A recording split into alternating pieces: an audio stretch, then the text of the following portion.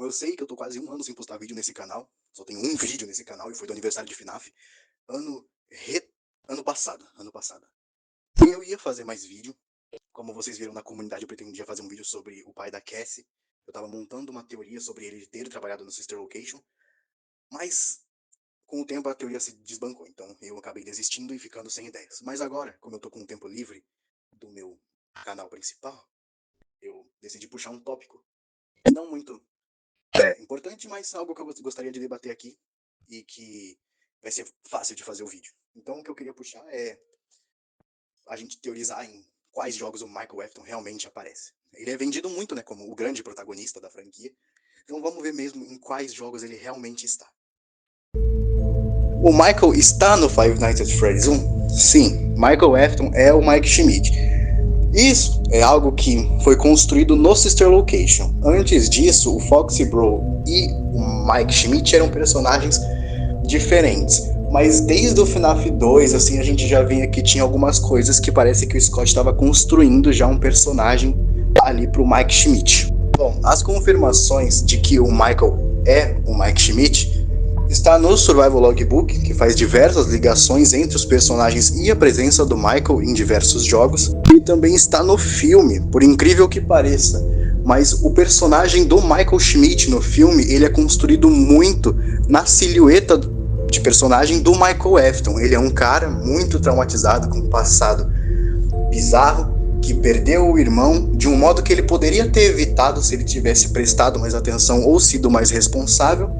E ele também tem uma irmã mais nova, o que falando agora não parece um ponto muito bom, mas a gente pega esse padrão de aparência da família. Beleza, o Michael está no final do filme. Agora a gente entra num tópico um pouco mais complicado. Complicado porque isso realmente é um debate que o pessoal tem muito. Mas sim, o Michael Afton tá no FNAF 2. Não do modo que vocês imaginam, mas vamos lá.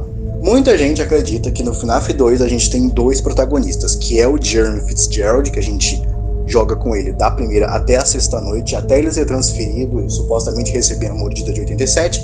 E na noite 7 a gente controla um outro guarda chamado Fritz Smith, que chega ali do nada e só trabalha uma noite, depois é demitido pelos mesmos motivos que o Michael no FNAF 1.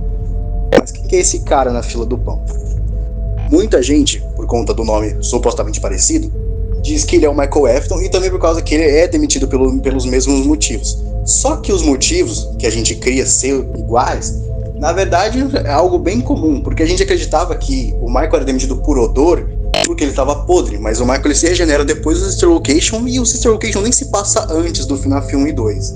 Então o que acontece é que ele tá fedendo porque ao adulterar os animatronics, outro motivo, ele se impregnou com o odor dos robôs que estão com crianças mortas dentro, ou estavam, ainda é uma pauta. Mas por que o Fritz mexeu nos robôs? Agora, é um pouco complicado, eu realmente dou um pouco mais de crédito pro pessoal que acredita que o Fritz é o Michael. Realmente é muito específico eles terem sido demitidos pelos mesmos motivos. Mas eu creio que o Jeremy deve ter ficado no canto dele, enquanto o Fritz deve ter realmente, tentado lutar contra os animatronics, né? Se defender. Então talvez venha daí, mas eu não creio que o Fritz é o Michael, porque a gente não tem total certeza da idade do Michael no FNAF 4, mas de 83 pra 87, talvez ele não tenha nem idade direito pra trabalhar. Ele vai ser velho, talvez seja até de maior, mas eu não creio que ele tenha a idade exata para trabalhar como segurança noturno na Freddy's do FNAF 2. Então eu desconsidero que o Michael seja o Fritz, mas quem quiser continuar acreditando, tudo bem. Então, Lucas, aonde está o Michael no FNAF 2? É bem simples e muito ignorado, mas durante o FNAF 2 a gente tem aquelas cutscenes. Nossa, chegamos lá, já tá a resposta. A gente tem essas cutscenes que se passam na pizzaria do FNAF 1 ou na de 85, porque são os mesmos animatronics, mas foda-se. E essas cutscenes se chamam Dreams, que significam sonhos, nos arquivos do jogo. E como esses arquivos, como esses animatronics, eles são do FNAF 1, e a gente tem coisas do Mike no FNAF 1, tipo aquele esqueleto lá deletado, eu creio, né, e muita gente também, que esses pesadelos, sonhos, são do Michael de quando ele estava trabalhando no FNAF 1. Então, tá aí a grande cameo do Michael no FNAF 2. Temos 3 protagonistas no FNAF 2. Jeremy nas suas 6 noites, Fritz na sua mísera 1 e o Mike dormindo tal qual o filme, né? Agora, ainda em assuntos delicados, FNAF 3. O Michael é o protagonista do FNAF 3. Por incrível que pareça, isso virou um senso comum, mas um senso comum muito idiota, porque se você perguntar pra qualquer pessoa que acredita nessa teoria, ninguém vai saber te dizer os pontos dela, embora tenha pontos muito bons. É porque virou um senso comum e o povo só sai papagaiando isso. Mas os dois pontos são bons, porque, tipo, em questões lógicas, a gente ainda não tem muita coisa pra dizer que é verdade. Mas em questões narrativas, a gente tem coisa suficiente. Eu não sei se dá pra entender, mas vamos lá. O que eu acredito, o que o próprio Scott Cawthon disse, é que como fechamento da franquia, FNAF 3 era pra acabar sendo um contra um, por isso que só tem Springtrap como animatronic real. Então eu acredito que algo simbólico que ele tentou fazer foi colocar a gente como protagonista do FNAF 3, né? Então não tem muito uma pessoa ali pra dizer que é o protagonista, é o fechamento da franquia. Vamos colocar algo simbólico, assim. Ou ele esqueceu de colocar quem era, né? Típico do Scott. Enfim, indo pra frente, a gente tem FNAF 4, FNAF Sister Location. E aí no FNAF Sister Location tem aquela cutscene do Michael Afton, Springtrap, essas coisas. E como o Michael diz que tá dizendo.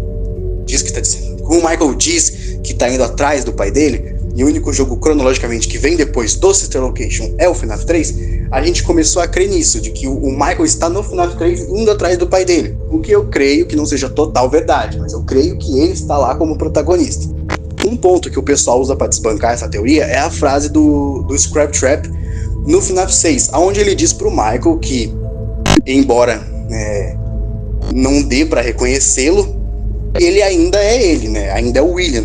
Só que, gente, essa frase não tá dizendo que essa é a primeira vez que eles estão se vendo. Tá dizendo que o William tá diferente, mas ele tá falando, sou eu ainda, Michael. Eu ainda sou aquela pessoa que marcou a sua vida, tá ligado? De um modo bem ruim. Mas ainda sou eu. É isso que ele tá dizendo. Essa teoria não tá dizendo... Essa frase não está dizendo que eles nunca se viram antes desse jeito. Eu ainda vou mais além. Eu coloco um ponto, um peso de que talvez essa frase indique que durante todo o FNAF 3 o Michael não sabia que era o William que estava lá.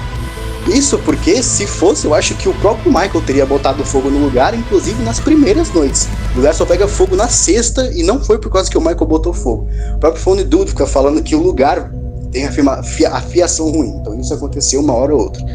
Então talvez o FNAF 3 tenha acabado e o Michael nem sabia que era o pai dele. Mas quais são os pontos fortes de que o Michael é o protagonista do FNAF 3? Os pontos fortes estão no Survival Logbook, fora esses que eu contei, estão no Survival Logbook, onde a gente tem o Michael sendo representado por um Foxy, guarda noturno, trabalhando no Survival Logbook, assim, várias ilustrações, e em uma tem a sala do FNAF 3 e esse Foxy lá. Porém, muita gente dizia que isso significa que o Michael desenhou a sala do FNAF 3 e usaram de inspiração. Então, caralho, Michael, tu tá devendo um emprego muito foda de arquiteto. Mas o que a gente tá crendo hoje em dia, muito por causa daquela teoria do arte também, é que o Survival Logbook ele se passa, na verdade, no FNAF 3. É a Fazbear Fright brincando de ser a Fazbear. Pra mim, pelo menos, tá cravado que o Michael é o protagonista do FNAF 3. Agora, voltando ao assunto normal, FNAF 4. Sim, FNAF 4, o Michael também tá no FNAF 4, ele é o irmão da criança chorona.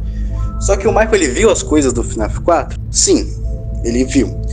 O que acontece no FNAF 4, a gente tem de 2 ou 3 protagonistas. Se vocês quiserem contar o Rory do Ditophobia, podem contar, porque ele viu as mesmas coisas, mas se vocês não quiserem contar que a gente controla na gameplay em algum momento, tudo bem, eu mesmo não conto muito. Mas a gameplay do FNAF 4 é uma casa falsa com trilhos onde movem manequins que com gás alucinógeno faz a criança chorona ver os Nightmares Animatronics. Podia ser só pesadelo? Podia ser só pesadelo. Eu creio que depois da morte de 83, a criança chorona, ela teve pesadelos com isso que ela vivenciou enquanto estava viva. E aí, ponto de campo zero, né? É assim que o povo fala, não sei.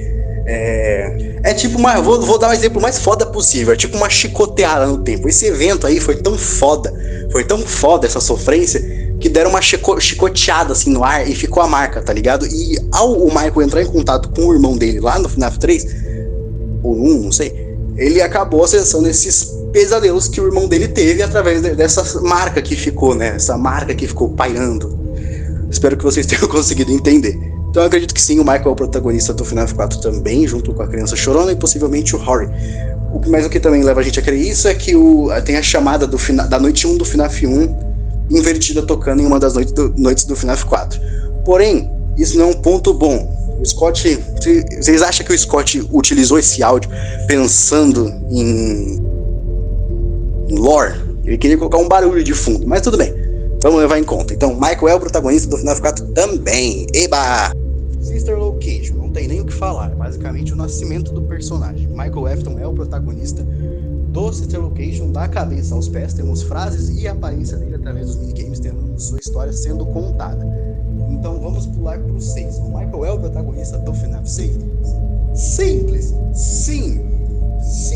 Parece que todo mundo naquela porra de jogo tem uma intimidade com ele. Circus veio falar com ele, fala não era você que eu esperava encontrar aqui.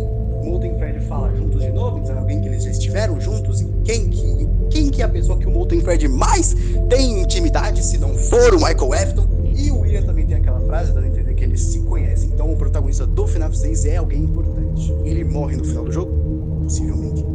E então é alguém que iria ficar lá, ou teria motivos para ficar lá. É alguém que é parte da história. Como não é o Henry que é o protagonista, então muito possivelmente seria o Michael. Então o Michael Afton, ele é o protagonista do FNAF 6 também. Simples, resolvido. Agora a gente tem mais uma aparição do Michael Afton. Nossa, onde?